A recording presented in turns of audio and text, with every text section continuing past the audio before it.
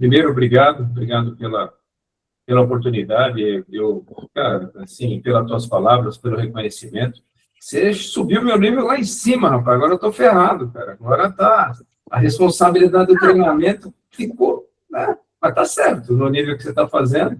Eu acompanhei uma boa parte ali. Parabéns pelos termos abordados. O pessoal que está assistindo aí, obrigado, boa noite a todos, né? E só alguns comentários, assim. O que vocês viram aí num treinamento hoje de carga técnica, isso num curso de pós-graduação é um módulo inteiro, tá? Só para vocês terem uma ideia. Então, eu acho assim que o Rogério conseguiu fazer aí uma abordagem bem prática. Eu fiz um curso de pós-graduação na FEI, na verdade eu sou tecnólogo, eu sou formado pela FATEC, sou tecnólogo, e vi ao longo da minha carreira a necessidade de fazer uma pós-graduação em refrigeração, porque algumas coisas, a termodinâmica ela não é palpável, né? Então, tem algumas coisas que não entravam na cabeça da gente de jeito nenhum, então eu acabei vendo a necessidade de fazer a pós-graduação pela FEI, que é uma referência. Tem outros cursos bons. Tem esse que vocês estão fazendo também, que é um belo curso, e até aí o que eu queria fazer, antes de eu entrar no que eu vou falar, um parabéns e um comentário. Cara, você faz um curso que é um módulo inteiro, isso leva um mês e meio, depende dos módulos, tem módulo que leva um pouco mais, um pouco menos, e às vezes você não entra numa relevância tão grande com pontos que vocês tiveram hoje. Então, Rogério, assim, parabéns, não é porque eu estou aqui que eu quero puxar o saco, você me conhece há muito tempo, não tem nada a ver uma coisa com a outra. É realmente lembrar para o pessoal a relevância dos pontos que vocês tiveram, anotem as coisas, porque isso depois um dia vocês vão precisar. E até eu aqui, nem vou falar, mas até eu dei uns prints, umas telas aqui para eu lembrar, porque isso é importante. Depois, se precisar aparecer o Pix, eu faço, mas tudo bem, de qualquer forma. Por quê? Porque são pontos relevantes que a gente não lembra. E, assim, eu vou falar de óleo, mas hoje eu até combinei com o Rogério que depois eu quero ver se tem alguma oportunidade de participação na parte de compressores, que hoje eu sou o quê? Eu sou representante da Dorin no Brasil e sou representante da Castel aqui no Brasil também. E, obviamente, que a gente acaba agregando algumas empresas para representar, e uma empresa que eu estou trabalhando seria a do óleo, que é a Chaeros, que é justamente o lubrificante aprovado pela Dorin. Daí o meu interesse de pegar e estar trabalhando também com óleo. Mas mais por quê? Para que o mercado trabalhe com produtos de qualidade. O que o Rogério abordou hoje aqui é justamente, independente agora de óleo, de coisa, voltando agora para o treinamento, gente, se vocês não levarem em conta que o sistema é um todo, é um compressor, é um condensador, é um dispositivo de expansão e é um evaporador, se vocês não levarem isso em conta, e se vocês não entenderem que isso está conectado, por isso que chama circuito frigorífico, vocês não vão descobrir. Primeiro, vocês não vão calcular direito, porque primeiro ponto, vocês estão falando de cálculo, é cálculo, né? E se você tiver que auxiliar ou fazer uma consultoria para um cliente teu, você não vai conseguir entender o que está acontecendo. A gente que vive em campo, tal, hoje eu fiz várias anotações aqui da parte que eu escutei do Rogério, que são pontos que a gente não lembra. Quando a gente chega num cliente que está com problema, você só sabe que ele está com problema, por quê? Porque o produto dele está estragando ou não está chegando na temperatura. Até você descobrir por que aquilo não está acontecendo, e é complicado. É mais fácil, às vezes, quando é um supermercado, que são os balcões, as ilhas, e aquilo não mudou. Então, em teoria, eu quero ter como mudar muito ali. Então, às vezes, o problema está no outro lugar. Agora, quando fala de câmaras frigoríficas de médio e grande porte, aí a tocada é totalmente diferente. Então, assim, só para concluir essa parte, para poder entrar no que eu queria falar, assim, parabéns pelo que você falou. Para a galera aí, anotem, porque é importante, os pontos são relevantes, quando é congelados, quando tem aquela mudança, aquele 0,1 que o Rogério mostrou, a diferença de carga térmica que tem ali. Tá? E sempre, quando o cliente te chama com um problema, ele nunca vai falar que ele mexeu. Normalmente, quando você chega para falar com o cliente, ele não fez nada de errado. Se você estiver falando com o mecânico, então ele vai falar que ele não mexeu, que ele não tocou, que ele não fez nada errado e não está funcionando. Né? Então, assim, só um parênteses aí, primeiro para agradecer, primeiro para tocar na parte da relevância.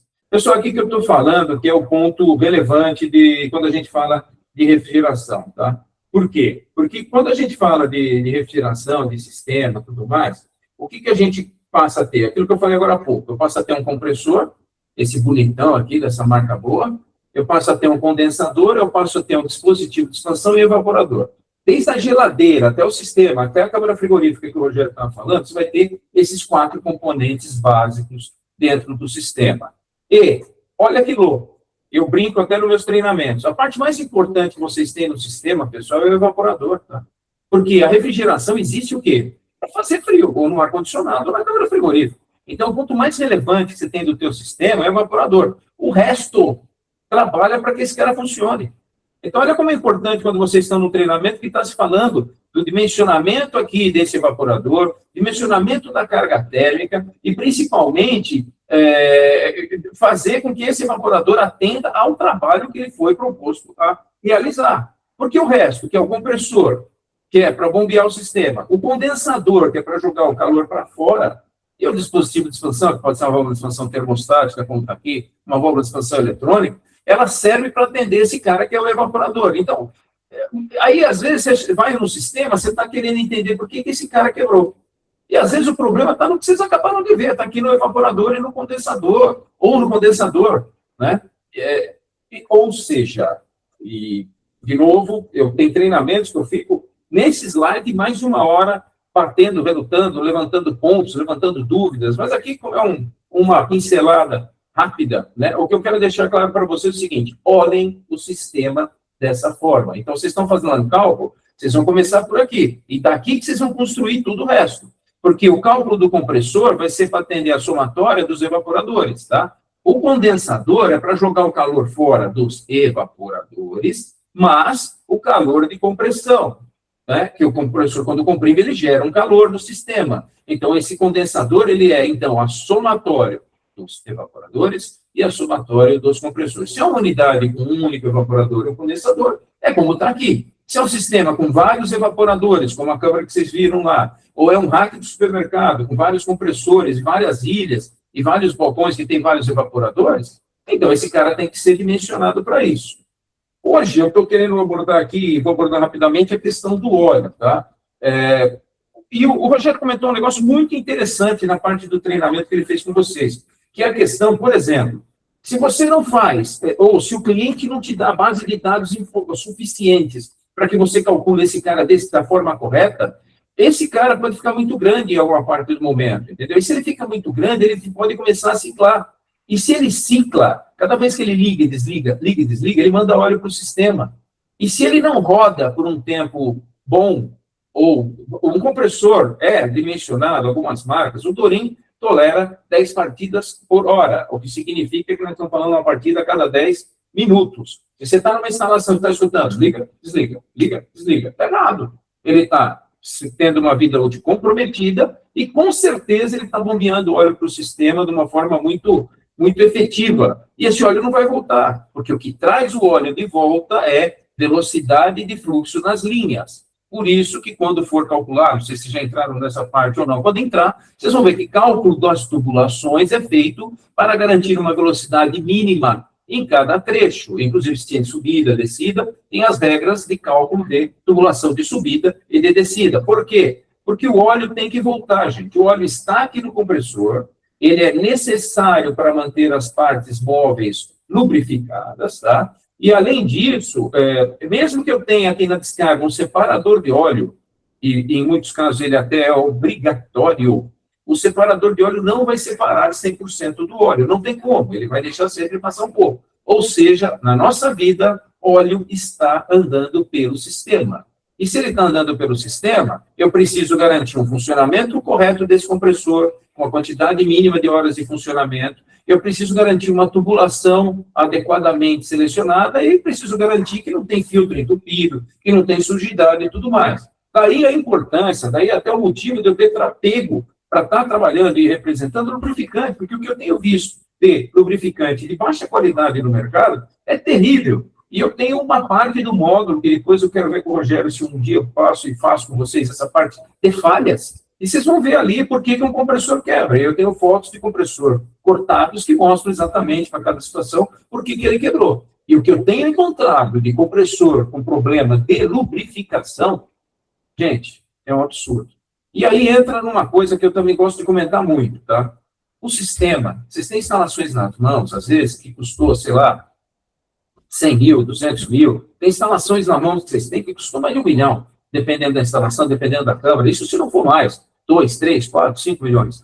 E, às vezes, se pega e não colocar um óleo lubrificante no compressor por preço. Eu sei que a gente tem que trabalhar com preço, mas a gente tem que economizar onde a gente é inteligente. No teu carro, você coloca qualquer lubrificante?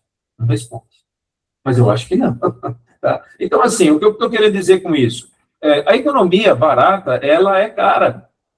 Você para fazer uma troca de óleo de um sistema e você não troca os filtros. Gente, é um absurdo. O filtro, o que é o custo de um filtro numa instalação de 1 milhão? Ah, mas eu tenho um filtro aqui de qualidade duvidosa, né? E eu tenho esse daqui, por exemplo, vou falar da minha marca, essa eu posso falar, da Castro, com qualidade, com componentes certos ali dentro, com especificação, com garantia, com qualidade. Poxa, o meu custa o dobro do concorrente. Aí você fala, poxa, mas o dobro, tá, mas o que é o dobro numa instalação? A mesma coisa o lubrificante. Então, assim, pelo tempo que eu tenho, não dá para ficar entrando em muitos detalhes. Eu queria levantar com vocês exatamente esse tipo de coisa, tá? Tomem cuidado com aquela economia barata, porque ela acaba se tornando cara. Enquanto eu estou procurando aqui outra parte, que é do óleo, dos lubrificantes aprovados, e depois eu posso compartilhar isso com o Rogério. Uma das coisas, Rogério, que você comentou, e acho que é legal o pessoal ter em mente, é o seguinte, anotem tudo e documentem tudo. Eu tenho uma parte que eu assisti, pode ser que o Rogério comentou isso, ou ele já pode ter comentado isso com vocês em outras partes, mas se você não documenta que essa câmara, por exemplo, é só resfriados, tá? E o cara põe congelados, isso não está documentado? Ah, mas você não me avisou?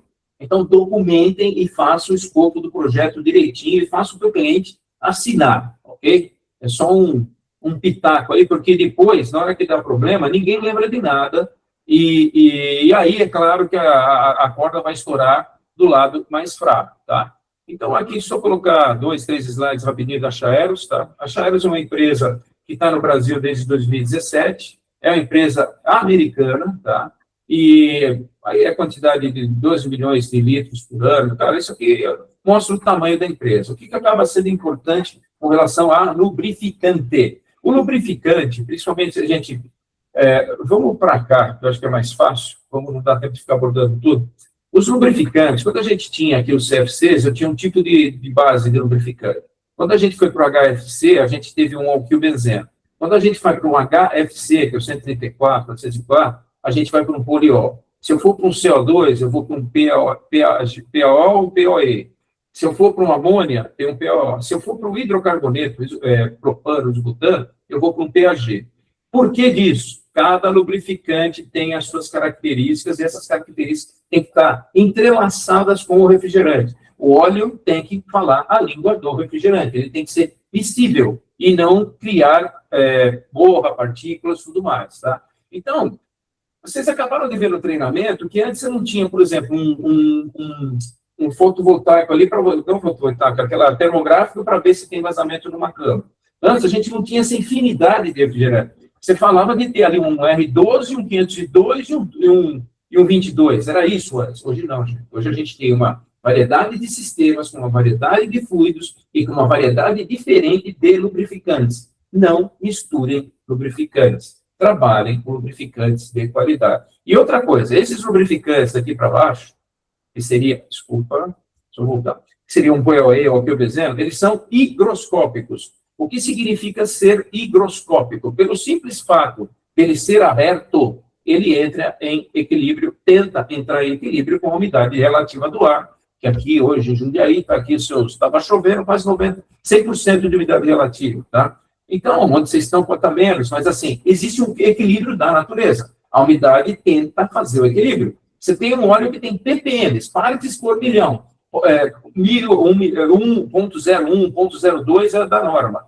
E aí você passa a ter uma umidade relativa de 100%. O que vocês acham que acontece? O equilíbrio. É o que o Rogério comentou da câmara. Por que a câmara implodiu naquele caso que ele falou? É o efeito da geladeira da casa de você. Quando você abre o congelador, fecha, você tenta abrir, você consegue abrir de novo? Não, porque você tem ali uma redução de volume, você tem uma certa contração. Tá? Então, o equilíbrio existe na natureza. Ele equilíbrio em temperatura, por isso vocês viram hoje isolante, e o equilíbrio na umidade relativa, quando entrar, inclusive, câmaras com umidade relativa. E o óleo sofre disso. Por isso que a gente está trazendo 100% dos óleos embalados, prontos de fora. Nós não estamos fazendo envase do lubrificante no Brasil. Tá?